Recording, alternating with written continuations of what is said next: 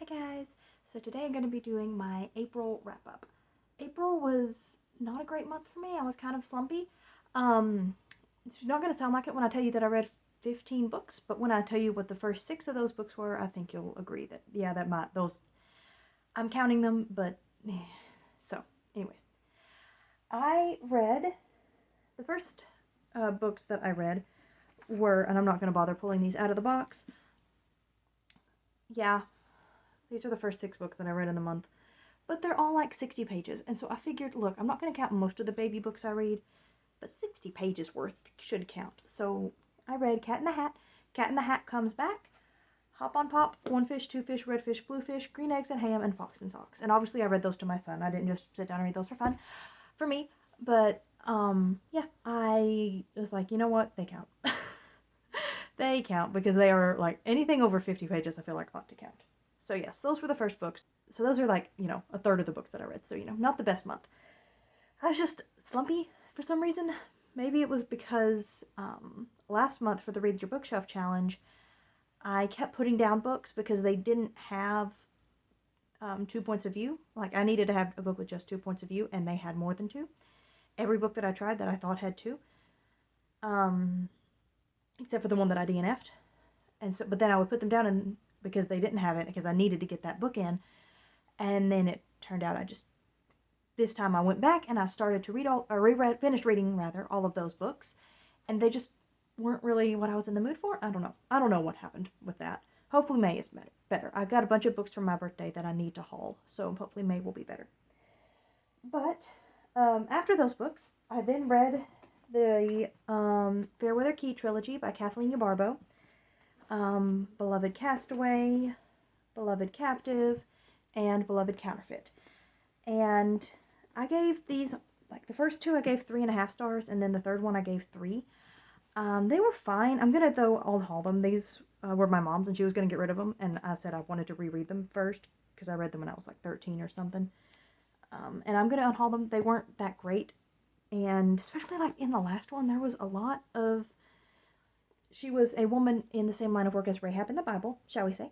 And there was a lot of like discussion of that. And okay, spoilers, I guess, for this book, but I didn't love it. And I feel like this might be something you might want to know before you read a book.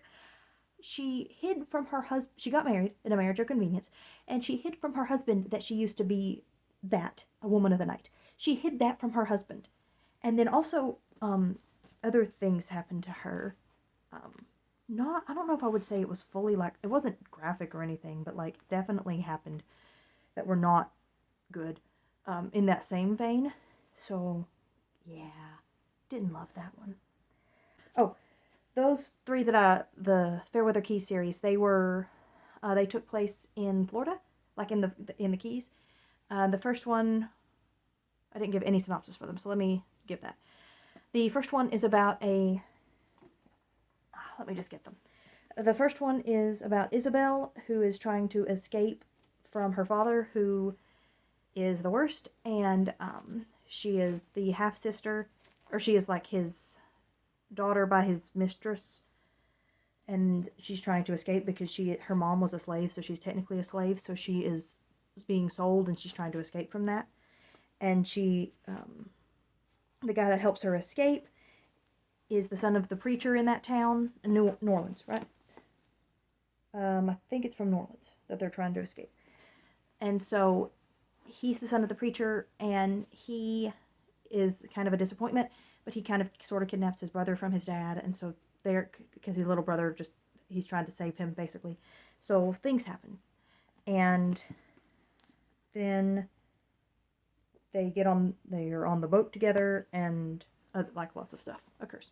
And then the next book is about the first girl's half-sister, and she goes back to New Orleans. She escapes with her in the first book, and then she goes back to New Orleans in the second book to go to their dad on his deathbed and learn some things, some secrets. And then she meets a guy who is like he works for the U.S. government, because it's like during like 1800s.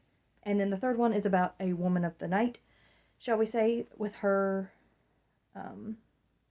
3 nieces who she claims are her daughters, and she's hiding from their father, who is a pirate, and then she marries a man for one of the men on the island for convenience to help protect her and stuff. And yeah, okay, so on to the next book. All right, and then next book that I read was Head in the Clouds by Karen Whittemire. This one, I think I gave 3.5 as well. It was just kind of, again, this was another reread of a book that I read when I was very young and that my mom was considering getting rid of. And I was like, let me read it first just to see if I like it.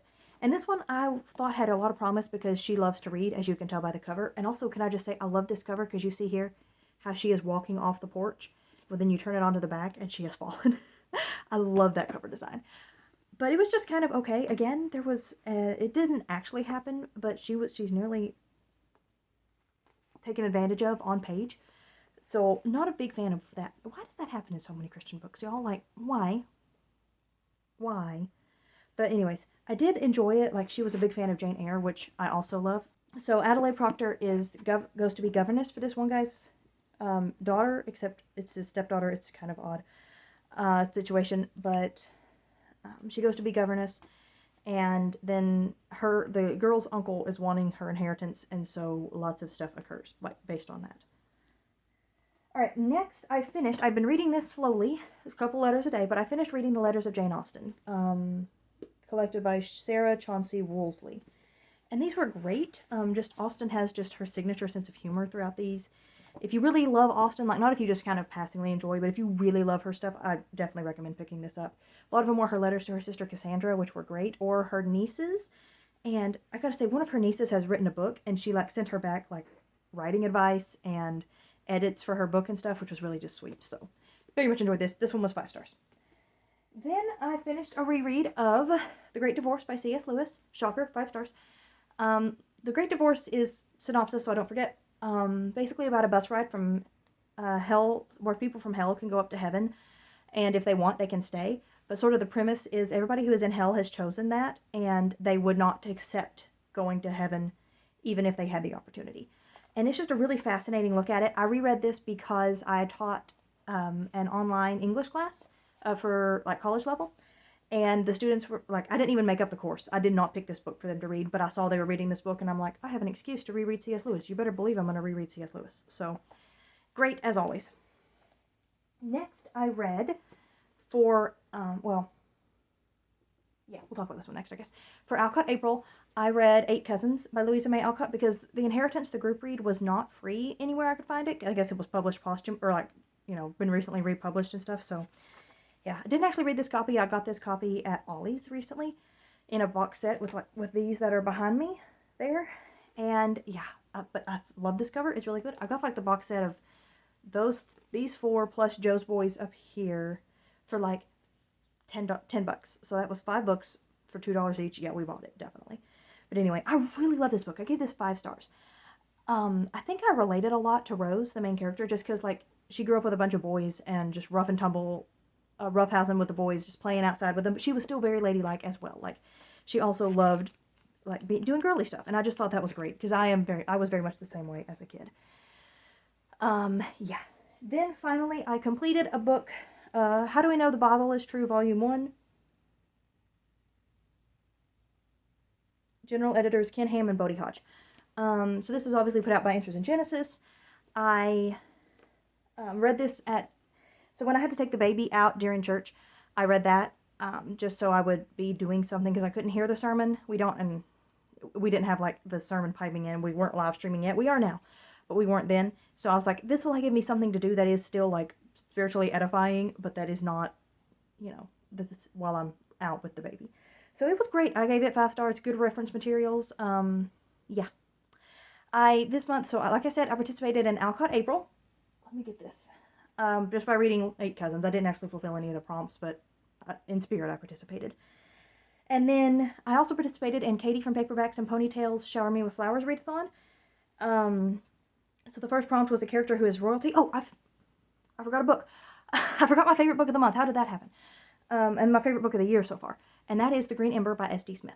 I love this book so much. I don't have a physical copy because I borrowed it from someone. But yeah, it was incredible. It's basically like Narnia, not portal fantasy, but Narnia style world with bunnies.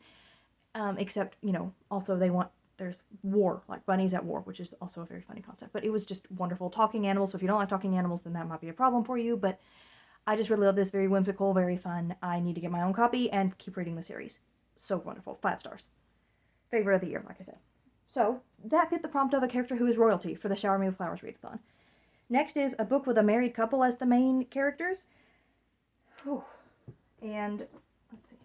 And for that, I will count Beautiful Counterfeit because they got married like halfway through, so they were married for a good portion of the book. And then a book with a wedding in it, again, Beloved Counterfeit works because they got married on page. Next was a book with a Fortune 400 or wedding socialite or wealthy socialite character, and main character of this one was wealthy. A character who is heartless, a villain, etc. Green Ember works for that. Also, these books definitely have a terrible villain, and so did Head in the Clouds. Lots of that. Alright, read a story where a character goes on an adventure. Again, Green Ember. A mother-daughter or mother-son story. Head in the Clouds works for that, as does Beloved Counterfeit. Because I think it could be like surrogate mother or something, like, you know. I think that was the case. She was sort of adopted mother by the end, like stepmother. It's complicated. Everything was complicated with that one. Read a romance. Yeah, the Fairweather Keys series and Head in the Clouds were romances. A flawed character. Literally everyone in this book. Literally everyone. That's sort of the point of that book, actually. Maybe not the full point, but... And then a hero who doesn't claim to be one could be Beloved Castaway because the guy didn't claim to be a hero. Alright, and I think there was like a picture book readathon, so technically I guess I may have participated in that, but I didn't mean to. I meant to participate in the other readathons. Alright, and that is everything that I read in April. Thank you so much for watching, and please let me know what your favorite book was that you read in April, and I will see y'all next time. Bye.